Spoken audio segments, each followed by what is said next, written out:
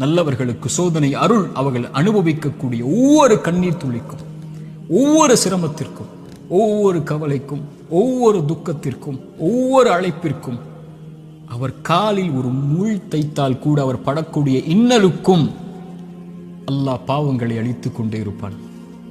ரசூலுல்லாஹ் சொன்னார்கள் ஸல்லல்லாஹு அலைஹி வஸல்லம், ஆனால் பாவி படக்கூடிய ஒவ்வொரு சோதனையும் அவன் மீண்டு அல்லாஹ்விடத்திலே செய்த பாவங்கள் எதுவாயினும், அவன் கடந்த காலம் எதுவாயினும், எவ்வளவு கொடிய பாவங்களை வைத்திருந்தாலும் அவன் பாவத்திலிருந்து விலகாமல் சோதிக்கப்படும் போது நன்மையை நோக்கி செல்லாமல் இருந்தால் அவனுக்கு இந்த உலக வாழ்வும் மறுமையும் அழிவுதான்.